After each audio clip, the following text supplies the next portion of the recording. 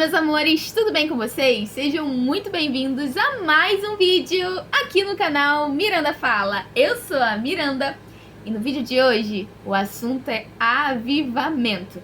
Eu tava separando alguns tópicos que eu acredito que sejam essenciais para que a igreja receba o verdadeiro avivamento. E pra gente começar, a gente vai começar com uma promessa que o Senhor fez para os dias atuais, que fica lá no livro de Joel, no capítulo 2, no verso 28, e a gente vai ler até o 31, e vai dizer assim pra gente: E há de ser que depois derramarei o meu espírito sobre toda a carne, e vossos filhos e vossas filhas profetizarão, e vossos velhos terão sonhos, os vossos jovens terão visões, e também sobre todo servo e sobre toda a serva, naqueles dias derramarei o meu espírito, e mostrarei prodígios no céu e na terra, sangue, fogo e colunas de fumaça. Agora, em que tempo isso vai acontecer? Eu acho que vocês já sabem a resposta, né? No momento que as coisas estiverem um pouco difíceis. É assim que eu acredito que vai acontecer a profecia de Joel 2. Quando a tribulação estiver incomodando os cristãos. Porque é em momentos de grande tribulação que a gente consegue ver também os maiores milagres que o Senhor vai fazer na nossa vida. E isso vai gerar avivamento. Nos momentos difíceis, que inclusive estamos bem próximos de chegar, eu acredito nisso. Vocês estão percebendo como o mundo anda estranho. Não é só aqui no Brasil que as coisas andam esquisitas, não. É no mundo inteiro. Se a gente for parar para ler as notícias, a gente fica assustado. E isso é só o início das dores. Vão começar as guerras, os rumores de guerras. Vão acontecer coisas no mundo inteiro. Os homens vão ficar perplexos com o bramido do mar, o barulho das ondas. A natureza está gemendo, sabe? Ela está dando sinais também de que o pecado ele está muito grande na terra. Mas e o avivamento? Aonde vai ficar nisso tudo? Quando as coisas começarem a ficar bem complicadas, eu creio que o Senhor vai restaurar a sua igreja. E através dessa restauração, as antigas obras, a igreja vai se lembrar de onde ela veio. A igreja vai se lembrar do que é realmente a essência de adorador. A igreja vai se lembrar da palavra de Deus. E aí sim eu creio que vai vir o grande avivamento sobre nós. E então eu separei 4 tópicos para a gente falar, que eu acredito que sejam as ações necessárias para que venha o avivamento sobre nós. Para que venha o avivamento não só nas igrejas brasileiras, mas no mundo inteiro. E são ações que o Senhor vai restaurar nos últimos tempos. Eu creio que nós já estamos entrando nos últimos tempos. E eu creio que são os passos necessários para que o avivamento que o Senhor vai derramar seja completo. Ele ainda não chegou. Muito se diz, pelo menos aqui no Brasil, sobre o avivamento. O Senhor está derramando o avivamento. Eu creio que ainda não, mas eu creio que vai derramar. O primeiro tópico que eu separei é crescer na graça e no conhecimento do Senhor.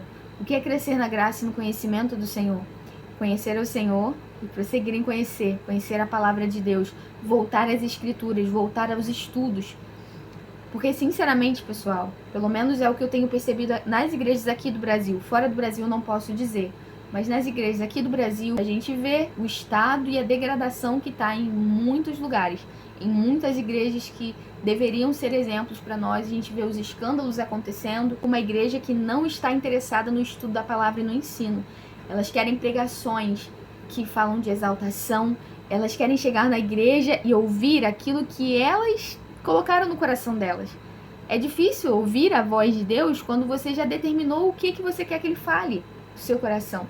Então, como Deus vai falar numa igreja que está totalmente ligada ao mundo, está totalmente ligada ao dinheiro, ela entra dentro da igreja já pensando, eu vou entrar aqui para Deus me dar a minha bênção, eu vou buscar a minha bênção.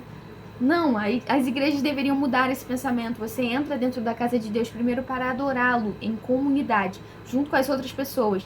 Em segundo lugar, você entra dentro da casa de Deus para aprender. Não era assim nos tempos passados? As igrejas primitivas era assim. Eles ensinavam o povo sobre a palavra de Deus. Nas igrejas atuais, infelizmente, as pessoas visivelmente não têm o menor interesse em aprender a palavra de Deus. Mas aprender mesmo, digo, destrinchar, versículo por versículo. Vamos ver o que este livro está querendo dizer para nós. Vamos sentar e estudar a palavra de Deus. Você acha que eu estou exagerando? Então faça o seguinte, marque um culto na sua igreja de estudo da palavra. Veja quantas pessoas vão sentar nos bancos, quantos vão aparecer. Mas em paralelo a isso, marque um culto de louvor, onde você coloque a maior parte do tempo para louvor e deixe só 20 minutos de pregação. Fazendo isso, compare os 2 dias e veja em qual desses dias as pessoas vão encher os bancos. Não é isso que acontece na sua igreja? É isso que acontece na maioria das igrejas. Se você marca um culto de estudo da palavra de Deus, as pessoas não querem. Se você marca um culto de oração, as pessoas não querem. Mas se você marca um culto de louvor, onde você vai ter mais tempo para o louvor e menos tempo para aprender a palavra de Deus, infelizmente você vai ver uma igreja cheia de pessoas. Digo infelizmente porque uma igreja lotada de pessoas não é sinônimo de que Deus está no meio dela. E é por isso que, infelizmente, os pastores têm se enganado muito, porque eles veem uma igreja cheia, uma igreja lotada como sinônimo de que Deus está abençoando, como um sinônimo de vitória, como um sinônimo de que está dando certo, de algo bem sucedido. Mas hoje em dia, números são muito errôneos. A gente pode errar muito através dos números, porque as pessoas não estão indo atrás da palavra de Deus. São pessoas que estão enchendo os bancos das igrejas, mas são bancos cheios de pessoas vazias, porque elas não têm interesse em aprender a palavra de Deus. E como Deus pode trazer o avivamento sobre a igreja se as pessoas não têm interesse em aprender a palavra de Deus? Elas querem o poder de Deus sendo derramado sem conhecer a Deus, porque sem as Escrituras é impossível que o homem conheça verdadeiramente ao Senhor. No Salmo 119, no verso 11, vai dizer assim pra gente: guardei no meu coração a tua palavra, para não pecar contra ti. Por que você acha que hoje, atualmente, nós temos visto o pecado se multiplicar tanto? Porque as pessoas não querem saber da palavra de Deus. Por que nós guardamos a palavra no nosso coração? O salmista vai dizer: para não pecar contra ti. E justamente, inclusive, os escândalos que acontecem no meio das igrejas é porque está faltando a palavra, está faltando a Bíblia. Entra dentro de uma igreja aleatória, começa a visitar as igrejas aleatórias do seu bairro, você vai começar a entender o porquê que muitos escândalos estão saindo de dentro da igreja. Porque não tem estudo bíblico para o povo não estuda a palavra, as pregações são puramente frases de efeito, mas que na prática não tem efeito nenhum na vida das pessoas. Sabe por quê? Porque a salvação foi deixada de lado. Agora as pregações são sobre os meus problemas, são sobre aquilo que eu estou passando, sobre aquilo que eu estou enfrentando.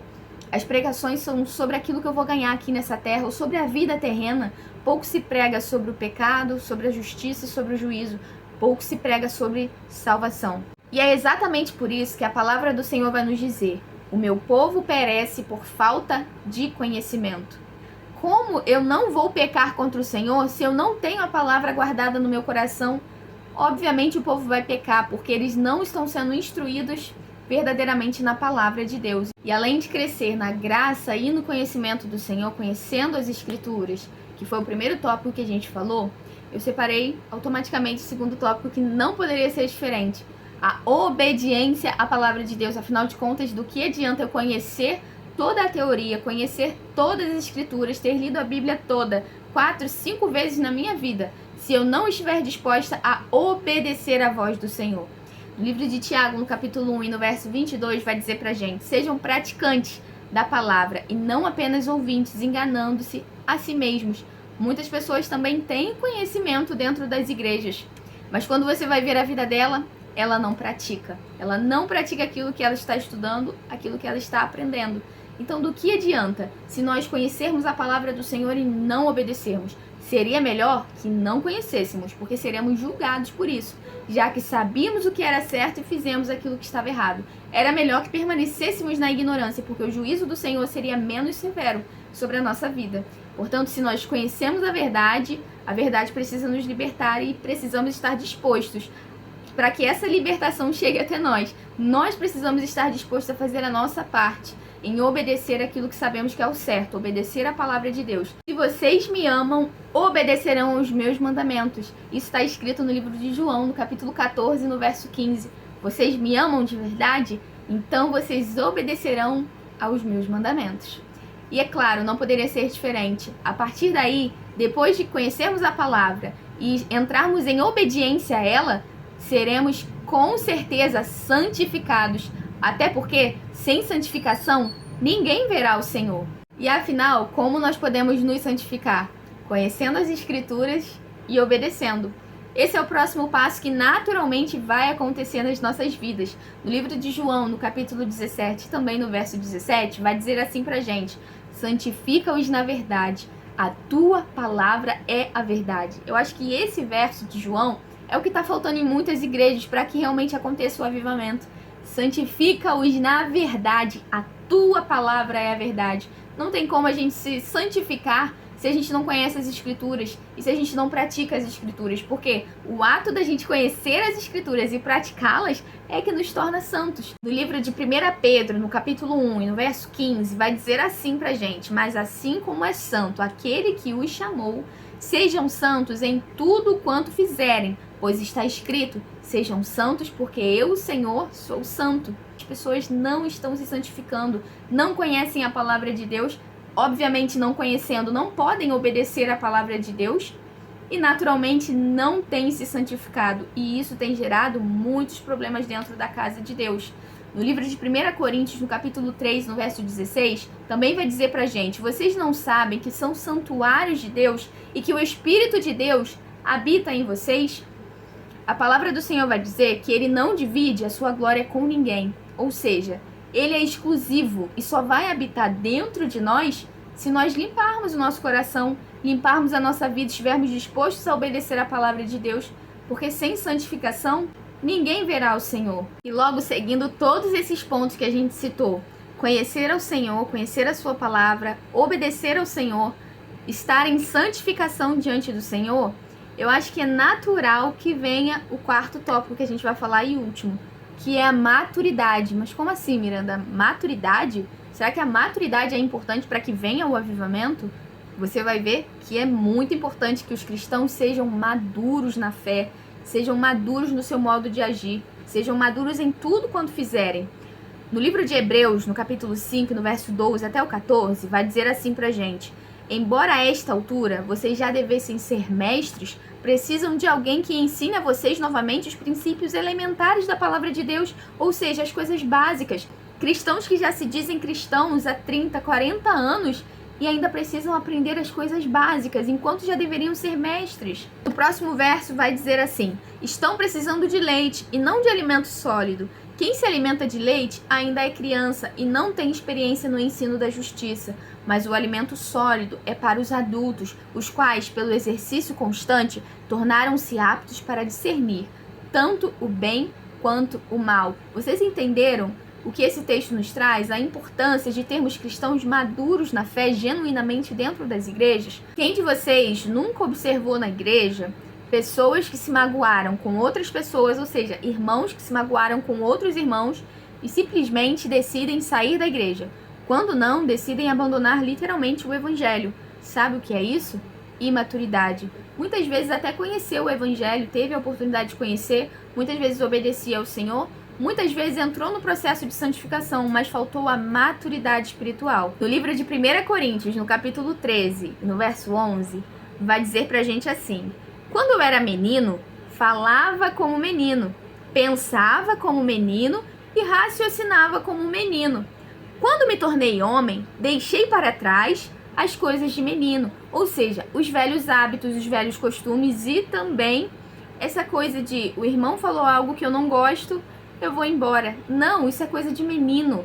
Quando eu era menino, agia como menino e pensava como menino, raciocinava como menino. Mas agora não, agora eu sou cristão genuíno, cresci na fé, não sou mais menino, não me alimento mais de leite, mas de alimento sólido. Olha, pense bem comigo, existem cristãos hoje que estão sendo perseguidos e dando a sua própria vida em prol do Evangelho de Cristo. Você está mesmo pensando em sair da sua igreja por conta de um irmão que não falou com você, que não deu a paz do Senhor para você ou que olhou de cara feia? Sinceramente, vocês acham que isso é um nível bom de maturidade? Ou vocês acham que a igreja de Cristo precisa passar por esse processo de maturidade, precisa crescer? Pessoas que já deveriam ser mestres, mas ainda estão aprendendo os princípios elementares. Por que que isso acontece? Porque lá atrás não quis aprender a palavra de Deus. que era o primeiro passo de um cristão é conhecer ao Senhor e continuar nesse processo, porque o primeiro tópico não para lá, não é simplesmente um processo que eu passo por ele, é constantemente. Todos esses tópicos são coisas que a gente precisa fazer constantemente na nossa vida até o dia da nossa morte. Não é uma coisa que a gente vai aprender lá atrás, já li a Bíblia toda, então eu não preciso mais fazer nada, tá tudo certo, já sei de tudo. Não, a palavra do Senhor não é assim. Crescer na graça e no conhecimento do Senhor é um ato constante, é crescer o tempo inteiro. Todos os dias a palavra do Senhor tem algo a nos ensinar. Se santificar é um ato contínuo. Todos os dias eu preciso buscar a minha santificação. A obediência é um ato contínuo. Farei isso até o último dia da minha vida, até o dia da minha morte. Quando me encontrar com Cristo, precisarei me santificar, precisarei conhecer a palavra do Senhor, precisarei obedecer os seus estatutos, seus mandamentos. E naturalmente, com a maturidade, não seria diferente. Precisamos ser maduros, desenvolver essa maturidade constantemente. Tem cristãos dentro da igreja que não gostam de ser chamados a atenção. Os pastores estão ficando com medo de falar sobre pecado dentro da igreja, porque eles têm medo que as pessoas se magoem. Os pastores não querem falar sobre isso. Porque fulano, porque ciclano pode achar que é pra ele. Pense comigo, pecado continua sendo pecado. E nós precisamos falar aquilo que é pecado, para que as pessoas conheçam o caminho do Senhor, porque se você não fala que aquilo que ela está fazendo é errado, como ela vai se consertar? Existem cristãos hoje que não aceitam repreensão, às vezes recebem repreensão de outro irmão na fé, recebem repreensão do pastor, e ao invés de procurar melhorar naquilo que foi chamado a atenção, não, ele se revolta contra aquela pessoa que o repreendeu. Tolo, a Bíblia vai te chamar de tolo, porque a repreensão é boa para nós, elas nos aperfeiçoam na fé. Elas forjam o nosso caráter. E se você for inteligente, você vai pegar aquela dica que aquele irmão te deu, você vai pegar aquela repreensão e você vai melhorar. Você vai raciocinar e reconhecer: poxa, estou precisando melhorar nisso realmente. Então eu vou começar a partir de hoje a melhorar nisso. Não é para você ficar bravo com o irmão, porque o irmão que te repreende é porque ele te ama. Porque o Senhor vai dizer na sua palavra: eu repreendo e disciplino a quem eu amo. Então, se o Senhor está usando pessoas para te repreender, é porque Ele quer que você ande perfeitamente nos seus caminhos. Depois de tudo isso que nós conversamos, desses 4 tópicos que eu citei, que é a busca à palavra do Senhor, que é estar disposto a obedecer a palavra do Senhor, que é santificação e que é a maturidade, eu te pergunto, você acha realmente que o avivamento do Senhor tem a ver apenas com os dons espirituais sendo derramados na igreja? Porque se fosse assim, versículos como o que eu vou te trazer agora não fariam o menor sentido. Ou não estariam na Bíblia, mas ele está. Eu vou provar para você que os dons espirituais não são sinônimo de uma igreja saudável e principalmente de uma igreja avivada. E muitos cristãos têm acreditado erroneamente que, às vezes, aquela igreja que tem muitos dons espirituais é uma igreja avivada. Mas muitas vezes as igrejas estão se escondendo atrás de um falso avivamento. No livro de Mateus, no capítulo 7, no verso 22 ao 23, presta bastante atenção nisso. Muitos me dirão naquele dia, isso é o Senhor falando, muitos me dirão naquele dia: Senhor, Senhor, não profetizamos em teu nome? Em teu nome não expulsamos demônios e não realizamos muitos milagres? Presta atenção, é uma igreja avivada? Porque é uma igreja que tem muitos dons, expulsavam demônios, até curavam enfermos, falavam em línguas, profecias. Uma igreja, teoricamente, na visão de muitas pessoas hoje que não tem um olhar mais crítico e profundo, seria uma igreja avivada. Mas será que está sendo aprovado por Deus? No próximo verso, que é o 23, vai nos dizer assim: então eu lhes direi claramente, nunca os conheci. Afastem-se de mim, vocês que praticam o mal. Ou seja, a fé sem obras é morta. Havia o conhecimento, mas não havia a prática. Havia os dons espirituais, mas não havia santificação, não havia mudança de vida. Deixa eu te falar uma coisa, você falar em línguas não vai te levar para a eternidade, não vai trazer a sua salvação. Você profetizar não trará a sua salvação. Você ter todos os dons, todos os 9 dons espirituais. Muitos me dirão naquele dia: Senhor, Senhor, em teu nome não fizemos milagres, não expulsamos demônios, em teu nome não profetizamos. Mas o Senhor dirá naquele dia: apartai-vos de mim, vocês que praticam a iniquidade. Ou seja, vocês me honram com os seus lábios, mas o seu coração está distante de mim. Vocês falam que são cristãos, mas vocês não seguem a minha palavra, não estão dispostos a obedecer, não estão dispostos a se santificar e são imaturos na fé. Do que adianta ter todos os 9 dons se a minha vida não anda em retidão diante do Senhor. Então vocês verdadeiramente acham que uma igreja avivada é uma igreja que tem simplesmente um monte de dons? Isso nem sempre é sinal de avivamento. Procure observar, sabe o quê? O fruto do Espírito no meio da vida dessas pessoas, porque uma igreja saudável é uma igreja onde os membros possuem o fruto do Espírito. Para que servem os dons? Para edificação. Inclusive tem vídeo sobre isso no canal. Os dons servem para a nossa edificação e não para a nossa salvação. Por isso a gente tem esse texto na palavra: muitos me dirão naquele dia, Senhor, Senhor, e o Senhor nunca os conheceu, porque não existia verdadeiramente uma mudança de vida, um arrependimento, um evangelho na prática, um evangelho eficaz. Não adianta você honrar o Senhor com seus lábios, você precisa demonstrar. O fruto é algo que eu vejo, é que eu venho a externar. Eu estou tão cheia de Cristo, Cristo vive em mim, e eu externo isso nas minhas atitudes, nas minhas ações. E no livro de Mateus, no capítulo 7 e no verso 15, vai dizer o seguinte pra gente. Calma que a gente já tá finalizando. Esse é o último texto que nós vamos ler da palavra do Senhor. E eu nem sei se vocês ainda estão aí assistindo, mas eu creio que vai ser algo muito rico para acrescentar no nosso coração. É algo que nós precisamos aprender todos os dias. Vai dizer assim: o Senhor Jesus está dizendo acerca dos falsos profetas, das pessoas que se passam como cristãs, tem até uma aparência de cristã, fala em línguas, pula, rodopia, tem dom de profecia, mas estão afastadas de Cristo. Nem sempre isso significa que é uma pessoa santificada pelo Senhor, uma pessoa que realmente busca o Senhor, um cristão sincero. Acautelai-vos, porém, dos falsos profetas, que vêm até vocês vestidos como ovelhas, mas interiormente são devoradores. Versículo 16.